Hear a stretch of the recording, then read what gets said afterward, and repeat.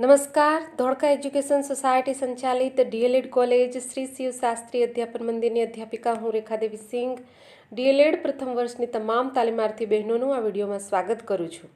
તાલીમાર્થી બહેનો, આ વિડીયોમાં આપણે પ્રથમ વર્ષનો કોર્સ 2B ભારતીય શિક્ષણ દર્શન અને પ્રવર્તમાન ભારતીય સમાજ એનો અભ્યાસ કરીશું. કોર્સ 2Bનું પહેલું પ્રકરણ ભારતીય શિક્ષણ પ્રણાલીનો વિકાસ, એના કેટલાક મુદ્દાઓનો અભ્યાસ આપણે અગાઉના વિડીયો દ્વારા કરેલ છે. તો એ તમામ મુદ્દાઓ જેનો અભ્યાસ કર્યો છે એને ફરીથી એક વખત આપણે યાદ કરી લઈએ.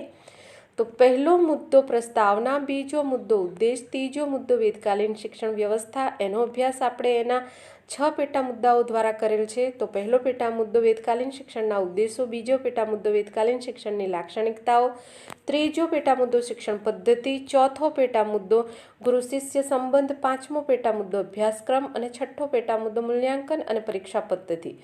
ત્યારબાદ આ પ્રકરણનો ચોથો મુદ્દો બૌદ્ધકાલીન શિક્ષણ વ્યવસ્થા, એનો અભ્યાસ પણ આપણે એના 6 પેટા મુદ્દાઓ દ્વારા કરેલ છે. તો એનો પહેલો પેટા મુદ્દો બૌદ્ધકાલીન શિક્ષણના ઉદ્દેશો, બીજો પેટા મુદ્દો બૌદ્ધકાલીન શિક્ષણની લાક્ષણિકતાઓ, ત્રીજો પેટા મુદ્દો શિક્ષણ પદ્ધતિ, ચોથો પેટા મુદ્દો ગુરુ શિષ્ય સંબંધ, પાંચમો પેટા મુદ્દો અભ્યાસક્રમ, છઠ્ઠો પેટા મુદ્દો મૂલ્યાંકન અને પરીક્ષા પદ્ધતિ.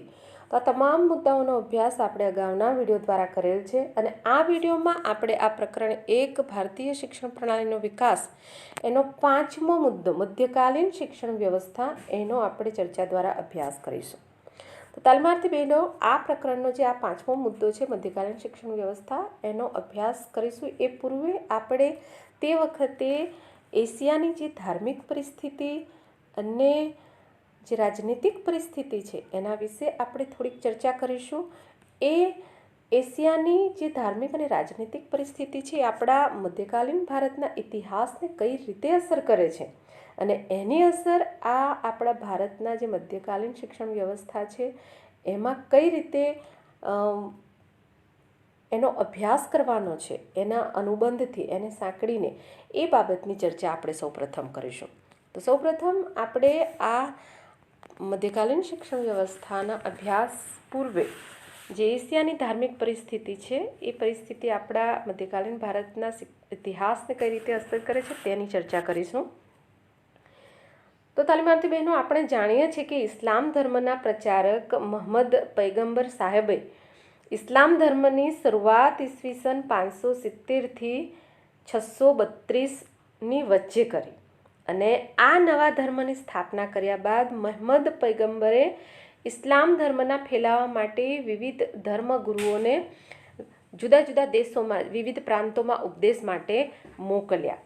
તો તે વખતે નવા જીતાયેલા જે પ્રદેશો હતા એ પ્રદેશોમાં પણ પૈગંબર સાહેબ એટલે કે મોહમ્મદ પૈગંબર સાહેબ લોકોને ઇસ્લામનું જ્ઞાન આપવા ધર્મગુરુઓને મોકલતા હતા. હવે આ ધર્મની સ્થાપના દરમિયાન આપણા ભારતની જે રાજનીતિક પરિસ્થિતિ છે એ કેવી છે તેના વિશે આપણે ટૂંકમાં ચર્ચા કરી લઈએ. તો ભારતની અઢળક સંપત્તિથી આકર્ષાઈને મુસલમાનોએ ભારત પર ઈસવીસન 8મી શતાબ્દીથી જ આક્રમણોની શરૂઆત કરી હતી.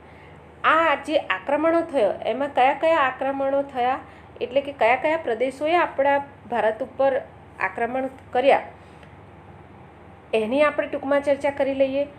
તો જે મુસ્લિમ આક્રમણો થયા એમાં સૌથી વધારે જે આપણે એટલે કે જેનો અભ્યાસ આપણે કરીએ છીએ એમાં આરબ આક્રમણો, તુર્ક આક્રમણો અને મુગલ આક્રમણો થયા. તો આરબ આક્રમણોમાં જે મોહમ્મદ ગઝનીએ આક્રમણ કર્યું હતું એના પછી લગભગ 160 વર્ષ પછી આ ગઝનીની ગાદી પર એક અત્યંત મહત્વકાંક્ષી શાસક આવ્યો જેનું નામ છે મોહમ્મદ ગોરી. તો આ મોહમ્મદ ગોરીએ ઈસવીસન 1192માં ભારત પર બીજું આક્રમણ કર્યું એટલે કે એને પહેલું આક્રમણ ઈસવીસન 1191માં કર્યું હતું અને એ પણ એ જ રાજા જોડે જેની સાથે એને 1191માં કર્યું હતું અને એ રાજા હતો આપણા ભારતનો રાજપૂત રાજા, દિલ્હીનો રાજા પૃથ્વીરાજ ચૌહાણ. તો આ ઈસવીસન 1192માં મોહમ્મદ ગોરીએ આ દિલ્હીના રાજા પૃથ્વીરાજ ચૌહાણે હરાવ્યો અને ભારતમાં મુસ્લિમ શાસનનો પાયો નાખ્યો. આ રીતે મુસ્લિમ શાસનનો પાયો નાખ્યા બાદ જે મોહમ્મદ ઘોરી છે એ ત્યાં શાસન કરતો નથી, પરંતુ એના જે ગુલામ છે કુતબુદ્દીન ઐબક એને શાસન સોંપીને પાછો ગઝની જતો રહે છે. કુતબુદ્દીન ઐબક જે બેકગ્રાઉન્ડમાં આપ ચિત્ર જોઈ રહ્યા છો એ કુતબુદ્દીન ઐબકનું છે, અને અહીંયા જે સ્થાપત્ય છે એ કુતુબ મિનારનું છે જે કુતબુદ્દીન ઐબકે બનાવેલ છે. તો આ કુતબુદ્દીન ઐબક જે એનો ગુલામ હતો એટલે એને ગુલામ વંશ તરીકે ઓળખાય છે, એના જે વંશજો છે એ. તો ઈસવીસન 1206થી આ આપણા એટલે કે આ ભારતની જે દિલ્હીની ગાદી છે એમાં એની ઉપર આ ગુલામ વંશ એની શરૂઆત થાય છે ઈસવીસન 1206થી. તો આ ગુલામ વંશ બાદ ખિલજી વંશ, તગલક વંશ, સૈયદ વંશ અને લોધી વંશે 1526 સુધી રાજ કર્યું. ક્યાં? તો કે દિલ્હીની ગાદી પર. તો હવે 1526 પછી કોણે રાજ કર્યું? તો 1526થી 1857 એટલે કે 19મી સદીના મધ્ય સુધી મોગલ વંશે રાજ કર્યું. તો મોગલ વંશે પહેલાં તો આગ્રા પર રાજ કર્યું, એટલે કે આગ્રાથી રાજ કર્યું, અને ત્યારબાદ દિલ્હીથી ભારત પર શાસન કર્યું. તો આ રીતે લગભગ 650 વર્ષના ભારત પરના આધિપત્ય શાસન દરમિયાન આ શાસકોએ મધ્યકાલીન જે ઇસ્લામિક શિક્ષણ પ્રણાલી છે એનો પાયો મજબૂત કર્યો. તો આ સમગ્ર ગાળાને ભારતીય ઇતિહાસમાં મધ્યકાલીન યુગ તરીકે ઓળખાય છે. અને આ જે ભારતીય ઇતિહાસમાં મધ્યકાલીન યુગ તરીકે ઓળખાય છે એ સમયગાળામાં જ આપણા ભારતની મધ્યકાલીન શિક્ષણ વ્યવસ્થા કેવી હતી તેનો અભ્યાસ આપણે કરવાનો છે. તો આ મધ્યકાલીન શિક્ષણ વ્યવસ્થા એનો અભ્યાસ પણ આપણે એના પેટા મુદ્દાઓ દ્વારા કરવાનો છે, અને એના પેટા મુદ્દાઓ 7 છે, જેમાંનો પહેલો પેટા મુદ્દો ઇસ્લામિક શિક્ષણના ઉદ્દેશો, એની આપણે વિગતે ચર્ચા કરીશું. તો ઇસ્લામિક શિક્ષણના ઉદ્દેશોમાં પહેલો ઉદ્દેશ છે જ્ઞાનનો પ્રસાર. તો ઇસ્લામ ધર્મમાં જ્ઞાન પર વધુ ભાર મૂકવામાં આવ્યો છે, એટલે જ પ્રત્યેક પુરુષ અને સ્ત્રી માટે શિક્ષણ પ્રાપ્ત કરવું એ અનિવાર્ય છે તેમ માનવામાં આવે છે. હવે વિદ્યાનું દાન અને પ્રસારને એક પવિત્ર અને ધાર્મિક કર્તવ્ય ગણવામાં આવ્યું છે. ઇસ્લામિક શિક્ષણના ઉદ્દેશોમાં આ જે ઉદ્દેશ છે એ બાબતની આપણે ચર્ચા કરી. હવે આપણે એનો બીજો ઉદ્દેશ ઇસ્લામ ધર્મનો પ્રચાર એનો ચર્ચા કરીશું. તો ઇસ્લામ ધર્મનો મુખ્ય ઉદ્દેશ લોકોને ઇસ્લામ ધર્મના અનુયાયી બનાવવાનો હતો. એટલે ઇસ્લામ ધર્મનું એટલે કે ઇસ્લામ શિક્ષણનું સ્વરૂપ પણ ધાર્મિક જ હતું. જે રીતે વેદકાલીન શિક્ષણ ઉપર ધર્મ જે છે એ પ્રભાવિત હતો, બૌદ્ધકાલીન શિક્ષણ પર પણ બૌદ્ધ ધર્મનો પ્રભાવ હતો, એ જ રીતે આ મધ્યકાલીન શિક્ષણ વ્યવસ્થામાં પણ ઇસ્લામ ધર્મ જે છે એ પ્રભાવિત હતો. એટલે કે ઇસ્લામિક કહેવાનો મતલબ કે મધ્યકાલીન શિક્ષણ વ્યવસ્થાનું સ્વરૂપ પણ ધાર્મિક જ હતું. તો મુસ્લિમો ઇસ્લામ ધર્મના પ્રસાર અને પ્રચારના કાર્યને પોતાનું ધાર્મિક કર્તવ્ય ગણતા હતા. હવે આ જે ધર્મનો પ્રચાર કરનાર વ્યક્તિ હતો મધ્યકાલીન શિક્ષણ વ્યવસ્થામાં, એને ઇસ્લામ ધર્મમાં એટલે કે ઇસ્લામિક ભાષામાં ગાજી એમ કહેવામાં આવતું. તો આ ઉદ્દેશ સિદ્ધ કરવા માટે મોટી સંખ્યામાં મક્તબો અને મદ્રેસા એ બંનેની સ્થાપના કરવામાં આવતી હતી. હવે મક્તબો જે છે એ મક્તબોમાં ઇસ્લામ ધર્મનો જે પવિત્ર ગ્રંથ છે કુરાન, એનું શિક્ષણ આપવામાં આવતું હતું. ત્યારબાદ ત્રીજો ઉદ્દેશ છે ઇસ્લામિક ધારાધોરણો આધારિત સામાજિક રાજકીય પ્રણાલીનો વિકાસ કરવો. તો શિક્ષણના માધ્યમ દ્વારા ભારતીયોને ઇસ્લામિક કાયદાઓ, સિદ્ધાંતો અને પ્રથાઓથી પ્રભાવિત કરી ઇસ્લામિક સંસ્કૃતિનો પ્રસાર કરવાનો મુસ્લિમ શાસકોનો ઉદ્દેશ હતો. તો ઇસ્લામિક સંસ્કૃતિનો પ્રસાર કરવાનો જે આ મુસ્લિમ શાસકોનો ઉદ્દેશ હતો એ ઉદ્દેશ કઈ રીતે કરવા એટલે કે એને સિદ્ધ કરવાનો હતો તો કે શિક્ષણ દ્વારા મુસ્લિમ ભાષા, સામાજિક રિવાજો અને આચાર વિચારથી પ્રભાવિત કરી શકાશે એવી તેમની માન્યતા હતી. ત્યારબાદ તાલીમાર્થી બહેનો એનો ચોથો ઉદ્દેશ મુસ્લિમ શાસનને સુદૃઢ બનાવવો. તો મુસ્લિમ શિક્ષણ આપવા પાછળનો તેમનો પ્રથમ ઉદ્દેશ જે છે એ શાસનને સુદૃઢ બનાવવાનો છે. શિક્ષણ દ્વારા મુસ્લિમ ભાષા, પ્રથા, આચાર વિચારથી પ્રભાવિત કરી મુસ્લિમ ધર્મી બનાવી મુસ્લિમ શાસનના પાયા મજબૂત બનાવવાનો આ મુસ્લિમ શાસકોનો ઈરાદો હતો. ત્યારબાદ એનો પાંચમો ઉદ્દેશ પાક મુસ્લિમોને તૈયાર કરવા અને મુસ્લિમ શ્રેષ્ઠતા સ્થાપિત કરવી. તો મુસ્લિમ શાસકોએ શિક્ષણના માધ્યમ દ્વારા પાક મુસ્લિમો તૈયાર કરવા અને મુસ્લિમોની શ્રેષ્ઠતાની સ્થાપના કરવાનું ધ્યેય રાખ્યું અને મુસ્લિમ શિક્ષણ દ્વારા આદર્શો તથા સિદ્ધાંતોને વ્યક્તિના દિમાગ ઉપર, મન ઉપર એટલે કે માનસપટ પર પ્રસ્થાપિત કરવાનો સંપૂર્ણ પ્રયાસ કર્યો. અકબરે તો એટલે કે જે મોગલ એમ્પાયર જેને કે મુઘલ સામ્રાજ્યમાં અકબર જે શહેનશાહ હતો એને તો પોતાની શિક્ષણ નીતિનું નિર્માણ જે છે એ આ જ લક્ષ્યને ધ્યાનમાં રાખીને કર્યું હતું. આ જ એટલે કે પાક મુસ્લિમોને તૈયાર કરવા અને મુસ્લિમ શ્રેષ્ઠતા સ્થાપિત કરવી. આ બાબતને ધ્યાનમાં રાખીને એને શિક્ષણ નીતિનું નિર્માણ કર્યું હતું. ત્યારબાદ એનો એટલે કે છઠ્ઠો ઉદ્દેશ આજીવિકા મેળવી આત્મનિર્ભર થવું.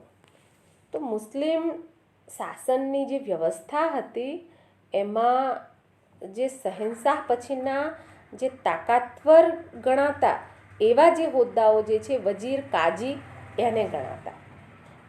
જેમ કે આપણે જે ભારતીય રાજપૂત પરંપરા જે હતી એમાં મંત્રી, પ્રધાન આ રીતે કહેવાતું. તો એ વખતે જે મુસ્લિમ શાસકો હતા એમના જે મંત્રીઓ કે પ્રધાન હોય એમને વજીર, કાજી એ રીતે કહેવામાં આવતા. તો મુસ્લિમ શાસન વ્યવસ્થાનું જે સુકાન સંભાળનાર વજીર અને કાજી એવા જે ઉચ્ચ પદો છે, ઉચ્ચ પદો માટે યુવકોને શિક્ષિત કરવાનો મુસ્લિમ શિક્ષણનો ઉદ્દેશ હતો. આ માટે યુવકોને ફારસીની તાલીમ આપી તેની યોગ્યતામાં વધારો કરવાનો ધ્યેય હતું. ફારસી એ ભાષા છે ઇસ્લામ ધર્મ એટલે કે જે મુસ્લિમ શાસકો છે એમની ભાષા છે ફારસી. તો આ ફારસી ભાષાની તાલીમ આપી તેમની યોગ્યતામાં વધારો કરવાનો પણ ધ્યેય હતું. હવે આ જે વજીર, કાજી આ ઉચ્ચ પદો જે છે મુસ્લિમ શાસન વ્યવસ્થાના એ ઉચ્ચ પદોની પ્રાપ્તિ સરળ બનાવી યુવકોને શિક્ષણ તરફ આકર્ષવાની આ નીતિને કારણે યુવકો ઉચ્ચ પદ પ્રાપ્ત કરવા માટે મુસ્લિમ શિક્ષણ લેવાની શરૂઆત કરી. તો તાલીમાર્થી બહેનો અહીંયા આપણે આ પાંચમો મુદ્દો મધ્યકાલીન શિક્ષણ વ્યવસ્થા એનો પહેલો પેટા મુદ્દો ઇસ્લામિક શિક્ષણના ઉદ્દેશો એનો અભ્યાસ ચર્ચા દ્વારા સંપૂર્ણ કર્યો છે.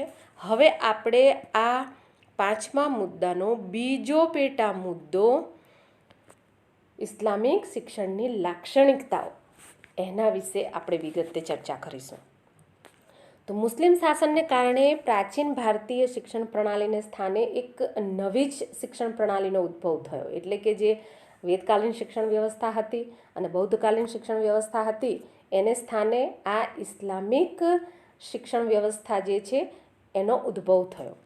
અને આ જે આશરે જેને કહેવાય કે 1206થી આમ જોવા જઈએ તો 1192થી 1857 સુધી ના સમયગાળા દરમિયાન જે મુસ્લિમ શાસકોએ દિલ્હીની ગાદી પર રાજ કર્યું, એટલે કે આશરે 600 વર્ષ સુધી ટકી રહેલી આ જે મુસ્લિમ શાસકો જે હતા એના કારણે જે મુસ્લિમ શિક્ષણ પ્રણાલી છે એ શિક્ષણ પ્રણાલીમાં કેટલીક વિશેષતાઓ એવી હતી કે જે અનેક સંઘર્ષો અને ભયાનક યુદ્ધો થયા છતાં પણ જીવંત રહી. તો આ વિશેષતાઓ વિશે, એટલે કે આ ઇસ્લામિક શિક્ષણની આ જે વિશેષતાઓ છે એના વિશે આપણે અહીંયા ચર્ચા દ્વારા અભ્યાસ કરવાનો છે. તો આમ ઇસ્લામિક શિક્ષણની લાક્ષણિકતાઓમાં પહેલી લાક્ષણિકતા છે મફત શિક્ષણની વ્યવસ્થા. તો ઇસ્લામિક શિક્ષણ વ્યવસ્થામાં શિક્ષણ જે છે એ નિઃશુલ્ક હતું. નિઃશુલ્ક એટલે કે મફત, કોઈ પણ જાતની ફી કે કોઈ વસ્તુ લીધા વગર. એની ચર્ચા આપણે અગાઉના વિડીયોમાં કરેલ જ છે. તો મક્તબ અને મદ્રેસામાં શિક્ષણ મેળવનાર વિદ્યાર્થીઓ પાસેથી કોઈ પણ પ્રકારનું આર્થિક વળતર જે છે એ લેવામાં આવતું ન હતું. મદ્રેસામાં વિદ્યાર્થીઓના મફત શિક્ષણ ઉપરાંત પણ એમના રહેવા માટે, એટલે કે નિવાસ, ભોજન અને વસ્ત્રની પણ નિઃશુલ્ક વ્યવસ્થા કરવામાં આવતી હતી. ત્યારબાદ એની બીજી લાક્ષણિકતા છે ધાર્મિક અને લૌકિક, એટલે કે વ્યાવસાયિક એનો પણ સમન્વય. તો અહીંયા જે બીજી લાક્ષણિકતા ધાર્મિક અને લૌકિક સમન્વય છે એના વિશે આપણે ચર્ચા કરવાની છે. તો મુસ્લિમ શિક્ષણમાં ધાર્મિક શિક્ષણની તો પ્રધાનતા હતી જ, પણ એ ધાર્મિક શિક્ષણની પ્રધાનતા હોવા છતાં પણ સાંસારિક વિષયોનું પણ શિક્ષણ આપવામાં આવતું હતું. સાંસારિક એટલે સંસાર જીવન જીવવા માટે જે જરૂરી હતું એનું પણ શિક્ષણ આપવામાં આવતું. તો મુસ્લિમ શિક્ષણમાં ધાર્મિક અને લૌકિક શિક્ષણનો જે છે એ સુંદર સમન્વય જોવા મળતો હતો. તો મુસ્લિમ શિક્ષણ ધર્મ પ્રધાન હોવા છતાં, એટલે કે ધર્મ આધારિત હોવા છતાં પણ એટલે કે ધાર્મિકતાને વધુ પ્રાધાન્ય તો આપવામાં આવતું જ હતું, ધર્મને વધુ મહત્ત્વ આપવામાં આવતું જ હતું. એ ઉપરાંત જેને કહેવાય કે જીવન ઉપયોગી શિક્ષણને પણ એટલું જ મહત્ત્વ અપાતું હતું. તો આ જીવન ઉપયોગી શિક્ષણ આપવા માટે કયા કયા વિષયોનો અભ્યાસ કરાવવામાં આવતો એની આપણે ચર્ચા કરીએ. તો આ જીવન ઉપયોગી એટલે કે લૌકિક શિક્ષણમાં જે ઉપયોગી વિષયો હતા એમાં આ અંકગણિત, પત્રલેખન, ભૂગોળ, ઇતિહાસ, અર્થશાસ્ત્ર, વાતચીત કરવાની રીતભાત અને અન્ય વ્યવહારિક વિષયો જે છે એનો સમાવેશ થતો હતો. ત્યારબાદની જે લાક્ષણિકતા જે છે એ છે ચારિત્ર નિર્માણનું શિક્ષણ, એટલે કે ચારિત્ર માટેનું નિર્માણનું શિક્ષણ. તો ઇસ્લામ ધર્મની સ્થાપના કરનાર મોહમ્મદ સાહેબે જે છે એ આદર્શ ચારિત્રના નિર્માણ પર ભાર મૂક્યો હતો અને એના કારણે મુસ્લિમ શિક્ષણમાં વિદ્યાર્થીઓનું ચારિત્ર આદર્શ બની રહે તેવા પ્રયત્નો કરવામાં આવતા. ઇસ્લામ ધર્મના સિદ્ધાંતો અનુસાર આદર્શ ચારિત્ર દ્વારા જ વ્યક્તિ જીવનમાં સફળ થઈ શકે છે તે બાબત પર ભાર મૂકવામાં આવેલો છે. ત્યારબાદની જે લાક્ષણિકતા છે એ છે જીવનલક્ષી શિક્ષણ. તો ઇસ્લામ ધર્મ પરલોક કે પુનર્જન્મમાં વિશ્વાસ ધરાવતો ન હતો. જેમ વેદકાલીન શિક્ષણ વ્યવસ્થા અને બૌદ્ધકાલીન શિક્ષણ વ્યવસ્થામાં પુનર્જન્મ પર એટલે કે બીજું પણ લોક હોય છે એમાં વિશ્વાસ ધરાવતા હતા, જ્યારે આ ઇસ્લામ ધર્મ જે છે એ આ પરલોક કે પુનર્જન્મમાં વિશ્વાસ ધરાવતા નહોતા અને એના કારણે મુસ્લિમો જે છે એ જીવનલક્ષી શિક્ષણ પર વધુ શ્રદ્ધા ધરાવતા હતા. શિક્ષણના જે વ્યવહારિક સ્વરૂપ છે એને એમણે મહત્ત્વ આપ્યું. હવે અકબર અને ઔરંગઝેબ મુઘલ વંશના જે શાસકો હતા, શહેનશાહો હતા, એમણે તો માત્ર ગોખણપટ્ટીવાળા શિક્ષણને બદલે એમના જે રાજકુમારો એટલે કે જે શાહજાદાઓ હતા એમને ઇતિહાસ, ભૂગોળ, રાજતંત્ર, સૈનિક શિક્ષણ, નાગરિક શાસ્ત્ર આ જેવા જે વિષયો છે એ વિષયોનું શિક્ષણ દાખલ કર્યું. તો આ એમના રાજકુમારો માટેનું હતું. જે સામાન્ય બાળકો હતા એટલે કે જે પ્રજા હતી એમના બાળકો જે હતા એમના અભ્યાસક્રમમાં પણ એમણે પરિવર્તન કર્યું હતું. ત્યારબાદની જે લાક્ષણિકતા છે એ છે શિક્ષણને રાજ્યાશ્રય.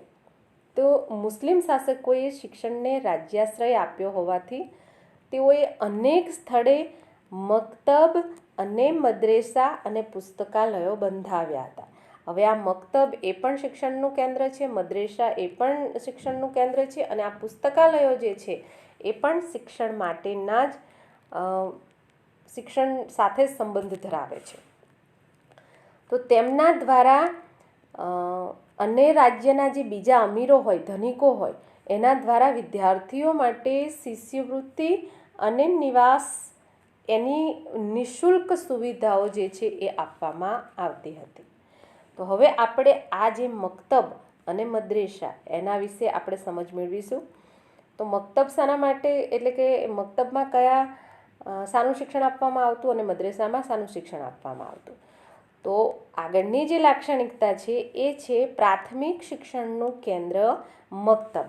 તો હવે ટાઇટલ પરથી આપ સમજી ગયા હશો કે પ્રાથમિક શિક્ષણ આપવામાં આવતું એને ઇસ્લામ ધર્મમાં મક્તબ તરીકે ઓળખવામાં આવે છે.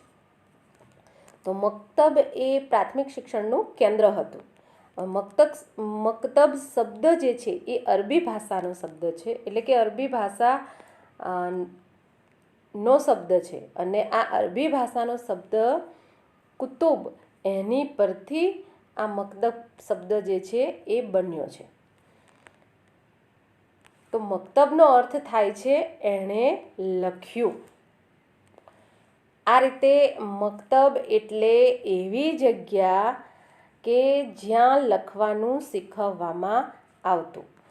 ટૂંકમાં તાલીમાર્થી બહેનો એક બાબત આપણે યાદ રાખવાની છે કે મક્તબમાં પ્રાથમિક શિક્ષણ આપવામાં આવતું હતું. અને પ્રાથમિક શિક્ષણમાં શાની પ્રાધાન્યતા રહેતી, તો કે લેખન વાંચન એટલે કે લખવાનું જે છે શીખવવાનું એ આ પ્રાથમિક શિક્ષણમાં આપવામાં આવતું હતું ઇસ્લામ ધર્મમાં.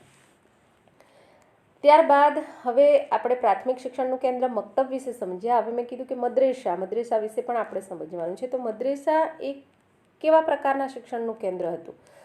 તો એ લાક્ષણિકતા છે કે ઉચ્ચ શિક્ષણનું કેન્દ્ર મદ્રેસા.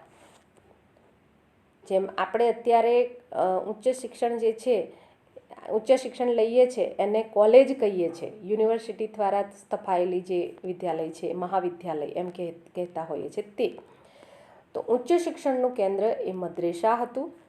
મદ્રેસા એ શબ્દ જે છે એની ઉત્પત્તિ ફારસી ભાષાનો જે શબ્દ છે દરસ એની પરથી થયો છે, અને એનો અર્થ થાય છે, આ જે મદ્રેસા શબ્દનો જે અર્થ થાય છે એ છે ભાષણ આપવું.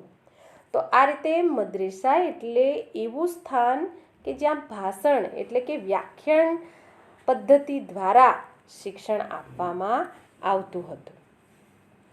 તો પ્રાથમિક શિક્ષણ એટલે કે જે મક્તબમાં પ્રાથમિક શિક્ષણ લખવાનું શિક્ષણ જે આપવામાં આવતું હતું, એના પછી વિદ્યાર્થી દેશમાં ચાલતા જુદા જુદા મદ્રેસામાં એટલે કે આ ઉચ્ચ શિક્ષણના કેન્દ્રોમાં પ્રવેશ મેળવી શકતો, અને મદ્રેસામાં અપાતા આ શિક્ષણનો જે સમયગાળો છે એ 10 થી 12 વર્ષનો હતો.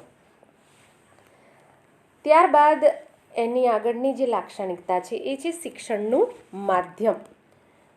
તો ગન્નાર મિર્ડાલ કરીને જે કેળવણીકાર છે એના મતાનુસાર શિક્ષણનું માધ્યમ તે વખતે એટલે કે મધ્યકાલીન શિક્ષણ વ્યવસ્થાની જે છે એમાં એ શિક્ષણનું માધ્યમ ફારસી ભાષા હતું. એટલે તે સમયે ફારસીનું જ્ઞાન હોય એને જ જે શાસક એટલે કે શાસન વ્યવસ્થા હતી એમાં રાજ્ય પદ મળતું, વજીર, કાજી એ સિવાયના જે બધા ઊંચા પદો હતા એ. તો એ લોકોને ફારસીનું જ્ઞાન હોવું ફરજિયાત હતું. તો ફારસી ભાષાનું જ્ઞાન રાજ્યમાં ઉચ્ચ પદ મેળવવાની જે ઈચ્છા રાખતા હોય એમને એ સહાયરૂપ બનતું હતું. ત્યારબાદની જે લાક્ષણિકતા છે એ છે પદવી. તો ઉચ્ચ શિક્ષણ પૂર્ણ કરનાર વિદ્યાર્થીઓને કોઈ પ્રમાણપત્ર આપવામાં આવતા નહોતા, પરંતુ જે તે વિષયોમાં એમનું જે અસાધારણ અને ઊંડું જ્ઞાન હતું એ ઊંડું જ્ઞાન ધરાવનાર જે વિદ્યાર્થીઓ હતા એમને પદવી આપીને સન્માનિત કરવામાં આવતા. તો એમાં જે વિષયોનું જ્ઞાન મેળવતા એ વિદ્યાર્થીઓને જે પદવી આપવામાં આવતી એ કયા પ્રકારની હતી? તો કે તર્કશાસ્ત્ર અને દર્શનશાસ્ત્રના વિદ્યાર્થીઓને ફાજીલ એવી પદવી આપવામાં આવતી. ધર્મશાસ્ત્રના જે વિદ્યાર્થીઓ હોય એને આલિમ એવી પદવી આપવામાં આવતી. અને જે સાહિત્યના વિદ્યાર્થીઓ હોય એમને કાબિલ એવી ઉપાધિ આપવામાં આવતી. અને આ માટે એક સ્પેશિયલ વિશિષ્ટ સમારંભનું પણ આયોજન કરવામાં આવતું હતું. ત્યારબાદની લાક્ષણિકતા છે કક્ષા નાયક પ્રણાલી.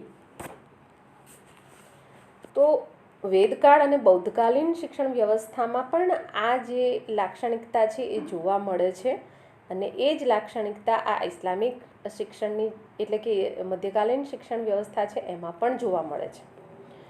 તો વેદકાળની જેમ આ મધ્યકાળમાં પણ જે ગુરુ હતા, શિક્ષક જેને આપણે કહીએ છીએ, એને મૌલવી કહેવામાં આવતા. અને એ મૌલવી મોટા અને જે હોશિયાર વિદ્યાર્થીઓ હોય એને શિક્ષણમાં તથા શિસ્ત જાળવવામાં મદદ લેતા. એટલે કે એ વિદ્યાર્થીઓની શિક્ષણમાં શિસ્ત જાળવવામાં મદદ લેતા અને એને કક્ષા નાયક તરીકે ઓળખવામાં આવતો. એટલે કે એ વિદ્યાર્થી કક્ષા નાયક તરીકે ઓળખાતો. તેનું કામ શું કરવાનું? એટલે કે કક્ષા નાયક જે વિદ્યાર્થી છે એનું કામ શું હતું? તો કે તેનું કામ વર્ગમાં શિસ્ત અને વ્યવસ્થા જાળવવાનું હતું. આ જે કક્ષા નાયક એટલે કે જેને આપણે અત્યારે મોનિટર કહીએ છીએ, કેપ્ટન કહીએ છીએ, વર્ગમંત્રી કહીએ છીએ, તે તો આ કક્ષા નાયકનું કામ જે છે એ શું હતું? તો કે શિક્ષકની ગેરહાજરીમાં જે નીચલા ધોરણના જે વિદ્યાર્થીઓ હોય એટલે કે નિમ્ન વર્ગના જે વિદ્યાર્થીઓ હોય એને શિક્ષણ આપતો, જ્યાંથી તે પ્રશિક્ષણમાં કુશળ બનતા. ઉપરાંત એટલે કે એ વિદ્યાર્થી જે છે એ પ્રશિક્ષણમાં કુશળ બનતો. એ ઉપરાંત વિદ્યાર્થીઓમાં એકબીજા પ્રત્યે વિશ્વાસ અને આદરની ભાવનાનો પણ વિકાસ થતો હતો આ કક્ષા નાયક પ્રણાલીના કારણે. તો અહીંયા તાલીમાર્થી બહેનો આપણે આ 5મા મુદ્દાનો બીજો પેટા મુદ્દો ઇસ્લામિક શિક્ષણની લાક્ષણિકતાઓ એનો પણ ચર્ચા દ્વારા અભ્યાસ સંપૂર્ણ કરીએ છીએ. હવે એનો ત્રીજો પેટા મુદ્દો શિક્ષણ પદ્ધતિ એટલે કે મધ્યકાલીન શિક્ષણ વ્યવસ્થાનો ત્રીજો પેટા મુદ્દો શિક્ષણ પદ્ધતિ, એના વિશે આપણે ચર્ચા કરીશું. તો ઇસ્લામિક શિક્ષણના અભ્યાસક્રમમાં ધાર્મિક વિષયો પર વધારે ભાર આપવામાં આવતો હતો. અને આ ધાર્મિક વિષયો પર વધારે ભાર આપવામાં આવેલ હોય એમાં પણ મૌખિક પદ્ધતિ વધારે પ્રચલિત હતી. એટલે વેદકાલીન અને બૌદ્ધકાલીન જે શિક્ષણ વ્યવસ્થા હતી એમાં પણ મૌખિક પદ્ધતિ પર જ એટલે કે મૌખિક પદ્ધતિથી જ શિક્ષણ આપવામાં આવતું હતું. એ જ બાબત અહીંયા આપણે આ મધ્યકાલીન શિક્ષણ વ્યવસ્થામાં પણ જોવા મળે છે. તો મધ્યકાલીન શિક્ષણના અભ્યાસક્રમમાં વિજ્ઞાન અને અન્ય વ્યાવસાયિક વિષયોનો સમાવેશ થતો હતો. અને એ વિષયોનો સમાવેશ થતા હોવાના કારણે મૌખિક પદ્ધતિ ઉપરાંત પ્રાયોગિક પદ્ધતિ એટલે કે જેને આપણે પ્રેક્ટિકલ કહીએ છીએ તો પ્રાયોગિક પદ્ધતિનો પણ ઉપયોગ કરવામાં આવતો હતો. તો શિક્ષણ પદ્ધતિમાં કઈ પદ્ધતિઓ હતી? તો કે મૌખિક પદ્ધતિ અને પ્રાયોગિક પદ્ધતિ. કયા વિષયોનું જ્ઞાન આપવામાં આવતું હતું? તો કે વિજ્ઞાન અને બીજા અન્ય વ્યાવસાયિક વિષયો. તો મદ્રેસામાં આગમન અને વર્ગીકૃત પદ્ધતિનો ઉપયોગ કરવામાં આવતો હતો.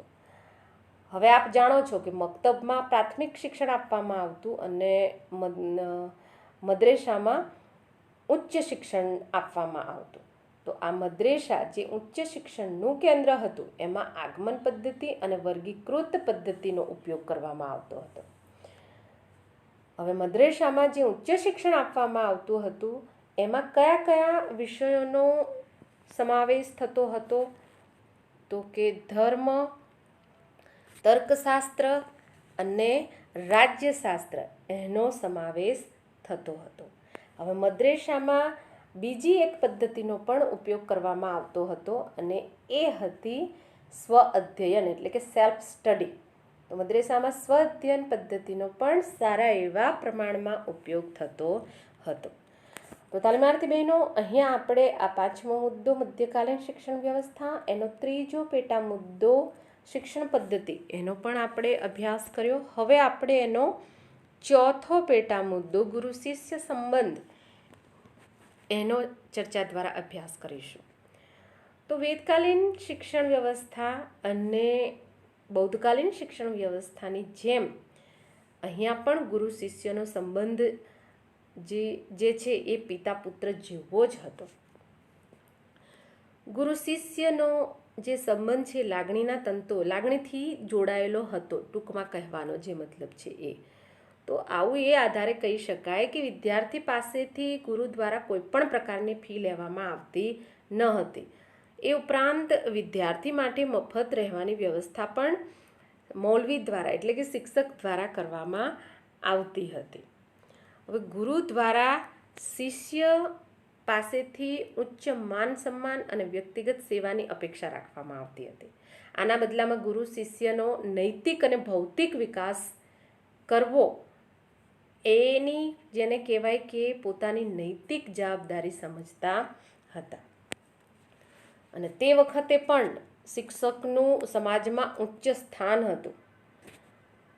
તેમને સમાજમાં ખૂબ જ માન સન્માન મળતું હતું, એટલે કે શિક્ષકોને બહુ જ માન સન્માન મળતું હતું. તેમની આવક એક બહુ જ ઓછી હતી, એટલે કે મર્યાદિત હતી. તેમ છતાં પણ તેમનું સમાજમાં જે સ્થાન હતું એ સાર્વત્રિક અને એ એટલે કે કોઈ પણ વાદ વિવાદ વગર તે ઊંચા હતું, એ બાબતે કોઈ શંકા નથી. તો ગુરુ શિષ્ય સંબંધ એટલે કહેવાનો મતલબ કે આ 5મો મુદ્દાનો 4થો પેટા મુદ્દો ગુરુ શિષ્ય સંબંધ, એના વિશે પણ આપણે ચર્ચા કરી. હવે આપણે એનો 5મો મુદ્દો અભ્યાસક્રમ, એના વિશે ચર્ચા કરીશું. તો તાલીમાર્થી બહેનો, ઇસ્લામિક શિક્ષણ જે છે એ કુરાનના ઉપદેશ પર આધારિત હતું, એ વાતથી આપણે પરિચિત જ છીએ. પણ એ વખતે જે મૌલવી હતા એટલે કે ઇમામ ધજાલી નામના જે વ્યક્તિ છે, એમને જ્ઞાનની શાખાઓને 2 ભાગમાં વિભાજિત કરી હતી. એક જે ઉલમ-ઈ-શરિયા, જેને ધાર્મિક વિજ્ઞાન એ તરીકે ઓળખવામાં આવતું, અને બીજું જે શાખા હતી એ છે ઉલમ-ઈ-ગેર-શરિયા, જે બિન ધાર્મિક વિજ્ઞાન તરીકે ઓળખાતું. આ બાબત સમજવાની બહુ જ જરૂર છે તાલીમાર્થી બહેનો, નહીં તો આપને સમજ ન પડે. તો આ ઇમામ જે ગઝાલી છે એણે આ જ્ઞાનની જે શાખા છે એને 2 ભાગમાં વિભાજિત કરી છે, જે અહીંયા આપ જોઈ શકો છો. તો પહેલી જે શાખા છે એને ઉલમ-ઈ-શરિયા એ નામ આપવામાં આવ્યું છે, અને બીજી જે શાખા છે એ છે ઉલમ-ઈ-ગેર-શરિયા. તો આ જે પહેલી શાખા છે ઉલમ-ઈ-શરિયા, એનો મતલબ થાય છે, અર્થ થાય છે ધાર્મિક વિજ્ઞાન, અને બીજી જે શાખા ઉલમ-ઈ-ગેર-શરિયા, એનો અર્થ થાય છે બિન ધાર્મિક વિજ્ઞાન. તો આ જે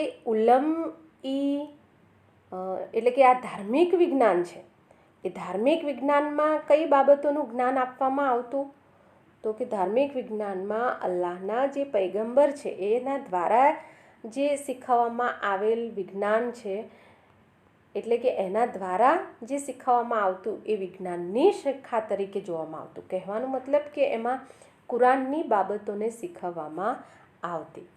જ્યારે આ જે બિનધાર્મિક વિજ્ઞાન એટલે કે ઉલમ-ઈ-ગેર-શરિયા, એમાં જે ભૌતિક વિષયો છે, એટલે કે લોકોની જે સુખાકારી માટેના જે વિષયો છે, એ વિજ્ઞાનની શાખાઓ હતી, જેવી કે ગણિતશાસ્ત્ર, યંત્રશાસ્ત્ર જેને આપણે મિકેનિક કહીએ છીએ, દર્શનશાસ્ત્ર, કાનૂન, ઇતિહાસ, ભૂગોળ, અર્થશાસ્ત્ર, આ બધા વિષયોનો સમાવેશ જે છે એ આ બિન ધાર્મિક વિજ્ઞાન એના અંતર્ગત શીખવવામાં આવતા હતા. આમ એક રીતે જોવા જઈએ તો ઇસ્લામિક અભ્યાસક્રમમાં પણ ધાર્મિક અને બિનધાર્મિક જેવા વિષયો એટલે કે બંને વિષયોનો સમાવેશ થતો હતો. જે રીતે બૌદ્ધકાલીન શિક્ષણ વ્યવસ્થામાં પણ ધાર્મિક શિક્ષણ આપવામાં આવતું અને લૌકિક શિક્ષણ આપવામાં આવતું, વેદકાલીન શિક્ષણ વ્યવસ્થામાં પણ ધાર્મિક શિક્ષણ અને બીજા વિષયોનું શિક્ષણ આપવામાં આવતું, એ જ રીતે અહીંયા મધ્યકાલીન શિક્ષણ વ્યવસ્થામાં પણ એ જ બાબતનો સમાવેશ થયેલો જોવા મળે છે. તો મસ્જિદની સાથે જોડાયેલ મક્તબ આ જે છે એ આપને ખાસ ખ્યાલ રાખવાનો છે કે મક્તબ એટલે પ્રાથમિક શિક્ષણ માટેનું કેન્દ્ર, જેમાં અભ્યાસક્રમમાં જે છે એટલે કે એના અભ્યાસક્રમમાં અરેબિક અને ઉર્દૂના અક્ષર જ્ઞાનનો સમાવેશ થતો હતો. એટલે કે આ જે મક્તબ પ્રાથમિક શિક્ષણનું કેન્દ્ર છે એમાં કઈ બાબતો શીખવવામાં આવતી તે બાબત છે. તો આ મક્તબમાં જે પ્રાથમિક શિક્ષણ છે એમાં અરેબિક અને ઉર્દૂના અક્ષર જ્ઞાનનો તથા કુરાનની જે આયાત છે એના પઠનનો, નિયમિત નમાઝનો, લેખન વાંચન અને પ્રાથમિક ગણિતનો સમાવેશ થતો હતો. એટલે અહીંયા આ બાબત આપે સમજવાની છે કે પ્રાથમિક શિક્ષણમાં મધ્યકાલીન શિક્ષણ વ્યવસ્થામાં કઈ કઈ બાબતો શીખવવામાં આવતી, તો કે અરેબિક અને ઉર્દૂના અક્ષર જ્ઞાનનો, કુરાનની આયાતોનો એટલે કે આયાતોના પઠનનો, નિયમિત નમાઝનો અને લેખન વાંચન અને પ્રાથમિક ગણિતનો સમાવેશ થતો હતો. તો એ જ રીતે તે વખતે એટલે કે મુસ્લિમ કાળમાં મદ્રેસા જે છે ઉચ્ચ શિક્ષણનું કેન્દ્ર જે છે એમાં શું ભણાવવામાં આવતું, તો તે વખતે જે સમ્રાટો હતા એટલે કે જે શહેનશાહો હતા એમની ઈચ્છા અને રુચિ અનુસાર જુદા જુદા વિષયોને તે વખતે મહત્ત્વ આપવામાં આવતું હતું. તો ઉદાહરણ તરીકે આપણે એને સમજીએ તો હુમાયુના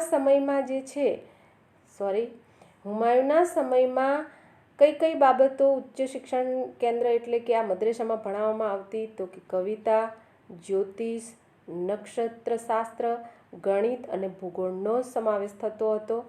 તો એ જ રીતે અકબરના સમયમાં કઈ બાબતોનો સમાવેશ, કયા વિષયોનો સમાવેશ થતો હતો, કે એને ઈચ્છા જે બહુ થતી એ વિષયો જે હતા એ જ્યોતિષ, નક્ષત્રશાસ્ત્ર, ગણિત અને દર્શનશાસ્ત્ર. તો એ રીતે ઔરંગઝેબ જે હતો એના સમયમાં કયા વિષયોનો સમાવેશ થતો હતો આ મદ્રેસામાં, તો કે અધ્યાત્મ અને મુસ્લિમના કાનૂનના શિક્ષણ પર વધારે ભાર આપવામાં આવતી.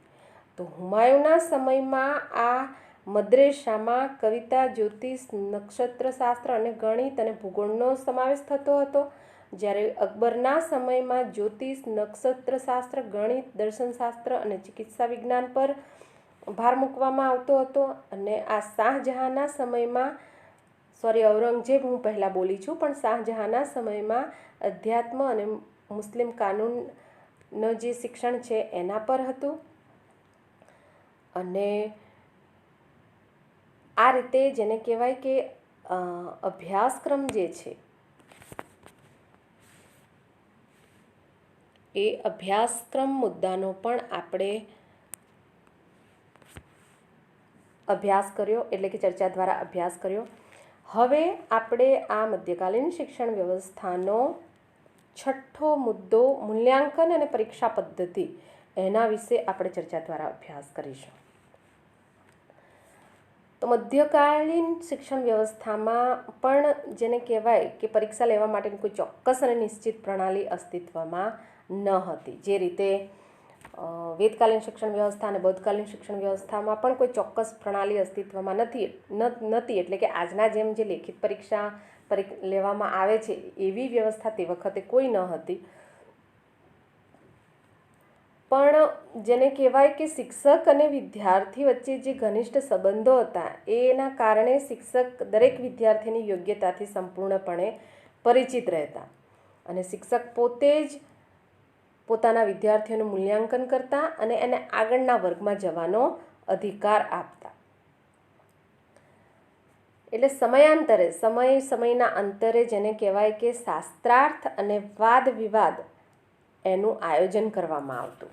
જે રીતે વેદકાલીન અને બૌદ્ધકાલીન શિક્ષણ વ્યવસ્થામાં જે મૂલ્યાંકન કરવામાં આવતું, જે પદ્ધતિથી કરવામાં આવતું, એ જ બાબત અહીંયા મધ્યકાલીન શિક્ષણ વ્યવસ્થામાં પણ જોવા મળે છે. તો એમાં વિદ્યાર્થીઓને એટલે કે આ શાસ્ત્રાર્થ અને વાદ વિવાદ એનું આયોજન કરવામાં આવે. એમાં વિદ્યાર્થીઓને પોતાના જ્ઞાન અને યોગ્યતાનું પ્રદર્શન કરવાનું રહેતું હતું. હવે ડૉક્ટર A.L. શ્રીવાસ્તવ જે છે એ એમ કહે છે કે વિદ્યાર્થીને શિક્ષકના નિર્ણયના આધારે ઉપલા વર્ગમાં ચઢાવવામાં આવતો. શિક્ષક પોતાના વિદ્યાર્થીઓ સાથે ઘનિષ્ઠ રીતે પરિચયમાં રહેતો હોવાથી વિદ્યાર્થીની યોગ્યતાનું મૂલ્યાંકન કરવામાં એને કોઈ પણ પ્રકારની મુશ્કેલી પડતી ન હતી. એટલે અહીંયા આપણે આ જે 5મો મુદ્દો એનો 6ઠ્ઠો પેટા મુદ્દો મૂલ્યાંકન અને પરીક્ષા પદ્ધતિ એનો પણ આપણે અભ્યાસ કર્યો. હવે તાલીમાર્થી બહેનો, આ જે 5મો મુદ્દો છે મધ્યકાલીન શિક્ષણ વ્યવસ્થા, એ સમયે જે મધ્યકાલીન સમયમાં હિન્દુ શિક્ષણ વ્યવસ્થા કેવા પ્રકારની હતી એના વિશે આપણે ચર્ચા કરવાની છે. એટલે કે એનો 7મો પેટા મુદ્દો મધ્યકાલીન સમયમાં હિન્દુ શિક્ષણ વ્યવસ્થા, આ બાબતને આપણે અહીંયા સમજવાની છે. તો અગાઉ આપણે ચર્ચા કરી કે દિલ્હી સલ્તનત એટલે કે ઈસવીસન 1206થી ગુલામ વંશ, ખિલજી વંશ, તગલક વંશ, સૈયદ વંશ, લોધી વંશ એ લોકોએ રાજ્ય કર્યું અને એ જે સમયગાળો છે 1526 સુધીનો એને દિલ્હી સલ્તનત એ તરીકે ઓળખવામાં આવે છે. તો આ દિલ્હી સલ્તનતની એટલે કે મુસ્લિમ શાસનનો પાયો સ્થપાયો. એની સ્થાપના પહેલાં ભારતમાં શિક્ષણે એટલે કે ભારત જે છે એ આંતરરાષ્ટ્રીય ક્ષેત્રે ખ્યાતિ પ્રાપ્ત કરી હતી. તો એમાં જે તે વખતના વિદ્યાલયો હતા જે બહુ જ પ્રખ્યાત હતા, જે આંતરરાષ્ટ્રીય ક્ષેત્રે ખ્યાતિ પ્રાપ્ત કરી હતી, એ વિદ્યાલયોના નામ છે નાલંદા, વલ્લભી વિદ્યાપીઠ, તક્ષશિલા વિદ્યાપીઠ, વિક્રમશિલા વિદ્યાપીઠ, ઔદંતપુરી વિદ્યાપીઠ અને જગદલ વિદ્યાપીઠ. તો આ બધા જે વિશ્વવિદ્યાલયો છે એમાં બૌદ્ધ શિક્ષણ એટલે કે એ વખતે બૌદ્ધ શિક્ષણ જે છે એ ચરમસીમાએ હતું. દેશને ખૂણે ખૂણે જે પથરાયેલા બ્રાહ્મણ વિદ્યા કેન્દ્રો પણ સફળતાપૂર્વક જે છે એ ઉચ્ચ શિક્ષણ આપતા હતા. એટલે કે આ વિદ્યાપીઠોમાં જે છે એ બૌદ્ધ શિક્ષણ ભણાવવામાં આવતું અને જે બ્રાહ્મણ વિદ્યા કેન્દ્રો હતા એટલે કે જે વૈદિક સંસ્કૃતિ માટેના જે વિદ્યાલયો હતા એ પણ બહુ જ સફળતાપૂર્વક ફેલાયેલું હતું. તો મુસ્લિમોએ આ જે વિદ્યા કેન્દ્રો છે, આ જેટલા વિદ્યા કેન્દ્રો દેખાય છે એ ઉપરાંત જે બ્રાહ્મણ વિદ્યા કેન્દ્રો જે છે એને એ લોકો ઇસ્લામ વિરોધી ધર્મના પ્રચાર કેન્દ્રો સમજતા અને મુસ્લિમોએ આ વિદ્યા કેન્દ્રોને આ ઇસ્લામ વિરોધી ધર્મ પ્રચારના કેન્દ્ર સમજતા હતા. તેના કારણે તેના પર હુમલો કર્યો. એટલે કે તે વખતે હુમલો કર્યો હતો. બૌદ્ધ શિક્ષણ, આ હુમલાના કારણે જે બૌદ્ધ શિક્ષણ કેન્દ્રો હતા એ તો બિલકુલ સાફ થઈ ગયા અને હિન્દુ શિક્ષણ હિન્દુ ધર્મ સાથે સંકળાયેલું હોવાથી તે વખતના જે શાસકો હતા, સુલતાનો હતા, એ પણ એને ઇસ્લામ વિરોધી ગણતા હતા. આથી રાજ્ય તરફથી જેને કહેવાય કે હિન્દુ શિક્ષણ જે છે એને કોઈ પણ પ્રોત્સાહન મળ્યું નહીં. એટલે કે હિન્દુ શિક્ષણ હિન્દુ ધર્મ સાથે સંકળાયેલું હોવાથી સુલતાનો આ ઇસ્લામ વિરોધી એને ગણવાના કારણે આ હિન્દુ શિક્ષણને પણ તે વખતે બહુ જ નુકસાન પહોંચ્યું. સાથોસાથ જેને કહેવાય કે હિન્દુ શિક્ષણનું જે સ્વરૂપ છે એ પણ બદલાઈ ગયું અને તે વખતે જેને કહેવાય કે ફક્ત 3 જ વિદ્યાલય રહી ગયા અને એ 3 વિદ્યાલયોમાં જે પહેલું જે છે એટલે કે 3 પ્રકારના વિદ્યાલય રહી ગયા. એમાં પહેલાં જે પ્રકારનું જે વિદ્યાલય છે એ છે કેટલાક વિદ્વાનોએ પોતાના ઘેર જ બાળકોને ભણાવવાનો પ્રબંધ કર્યો. તાલીમાર્થી બહેનો, આ મુદ્દાના સંદર્ભમાં આપણે વાત કરી રહ્યા છે કે મધ્યકાલીન સમયમાં જે હિન્દુ શિક્ષણ વ્યવસ્થા હતી કેવી હતી એ બાબતની ચર્ચા આપણે કરી રહ્યા છીએ. તો કેટલાક વિદ્વાનોએ પોતાને ઘેર જ બાળકોને ભણાવવાનો પ્રબંધ કર્યો. તો કેટલીક પાઠશાળાઓ મંદિરો સાથે સંકળાયેલી હતી. અને ત્રીજા પ્રકારની જે છે કે કેટલાક વિદ્યાલય દાનવીર વ્યક્તિઓના સહયોગથી આ કાશી, પ્રયાગ, નદિયા, પટના જેવા જે મોટા નગરો હતા એમાં મોટા વિદ્વાનોની દેખરેખમાં સ્થપાયા. તો અહીંયા આપ જોઈ શકો છો કે મધ્યકાલીન સમયમાં જે હિન્દુ શિક્ષણ વ્યવસ્થા જે છે માત્ર 3 પ્રકારના વિદ્યાલય દ્વારા કરવામાં આવતું હતું, જેમાંનું પહેલું જે છે, બીજું અને ત્રીજું, એ ત્રણે ત્રણનો આપણે ચર્ચા કરી. પહેલું જે છે એ છે કે કેટલાક વિદ્વાનો પોતાના ઘેર જ બાળકોને ભણાવવાનો પ્રબંધ કરતા હતા, એટલે કે આ એ પહેલા પ્રકારની. તો કેટલીક પાઠશાળાઓ મંદિરો સાથે સંકળાઈ, એટલે કે મંદિરોમાં શિક્ષણ આપવામાં હતું. તો કેટલાક વિદ્યાલય જે છે એ દાનવીર વ્યક્તિઓ, એટલે કે જેની પાસે ધન હતું અને દાન આપતા હતા એના સહયોગથી, જેમાં કાશી, પ્રયાગ, નદિયા અને પટના, એમાં વિદ્વાનોની દેખરેખમાં આ હિન્દુ શિક્ષણ આપવામાં આવતું હતું. તો પાઠશાળામાં તે વખતે એટલે કે કઈ બાબત ભણાવવામાં આવતી? તો પાઠશાળામાં વાંચન, લેખન, હિસાબ, ધર્મ અને નીતિ વિષયક શિક્ષણ અપાતું હતું. આંખ અને લેખન પર તે વખતે ભાર મુકાતો હતો. પ્રાદેશિક ભાષા અને સંસ્કૃતનું પણ થોડું જ્ઞાન અપાતું હતું. પ્રાદેશિક એટલે કે જે પ્રાંત છે એ પ્રમાણે, ધારો કે રાજસ્થાન હોય તો જે રાજસ્થાનની ભાષા છે એ છે, પંજાબમાં હોય તો પંજાબી ભાષા, ગુજરાતમાં હોય તો ગુજરાતી ભાષા, એ પ્રાદેશિક ભાષાઓ ગણાતી. હવે આ કાળના જે હિન્દુ શિક્ષણો હતા એ હિન્દુ શિક્ષણોમાં, એટલે કે જે હિન્દુ શિક્ષણ કેન્દ્રો હતા એમાં જો ન્યાયનું શિક્ષણ લેવું હોય તો આ નદિયા જે ગામ છે ત્યાં, એટલે કે નગર જે છે ત્યાં અપાતું. તો વ્યાકરણ અને વેદાંત એના માટે કાશીમાં શિક્ષણ આપવામાં આવતું. એ ઉપરાંત જે વેદ અને એટલે કે વેદ, પુરાણ અને વેદાંત એ જે વિષયો છે એ દક્ષિણ ભારતમાં આવેલ જે વિજયનગર છે ત્યાં આપવામાં આવતું. આ ઉપરાંત જેને કહેવાય કે પટના, પ્રયાગ, હરિદ્વાર, મથુરા, તિરહુત અને ઉજ્જૈન, ધાર, આ પણ વિદ્યા કેન્દ્ર તરીકે પ્રખ્યાત હતા. આ હિન્દુ શિક્ષણ વ્યવસ્થાની વાત કરીએ છીએ. આ બધા વિદ્યા કેન્દ્રોમાં સંસ્કૃત સાહિત્યનું વ્યાપક અને ઊંડું અધ્યાપન કાર્ય થતું હતું.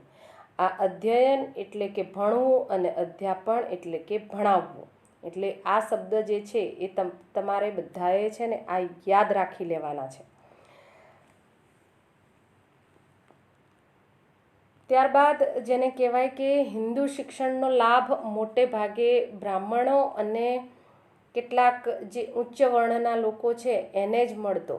એટલે કે પ્રત્યેક ગામ અને કસ્બામાં સાધારણ અક્ષર જ્ઞાન અપાતું, પરંતુ રાજ્ય તરફથી હિન્દુ શિક્ષણને કોઈ પ્રોત્સાહન મળતું નહોતું અને એના કારણે શિક્ષણનો વ્યાપક ફેલાવો તે વખતે થઈ શક્યો નહીં.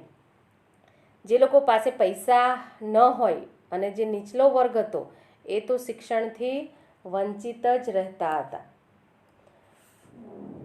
હવે આ જે શિક્ષણથી વંચિત રહેતા જે લોકો હતા એના કારણે જેને કહેવાય કે તે વખતે મંત્ર, તંત્ર, ભૂત, પ્રેત વગેરેને લગતી જે અંધશ્રદ્ધા અને વહેમ હતા એ વહેમ વધ્યા અને એ વહેમના અંધકાર વચ્ચે એ લોકો જે છે એ અટવાતા હતા.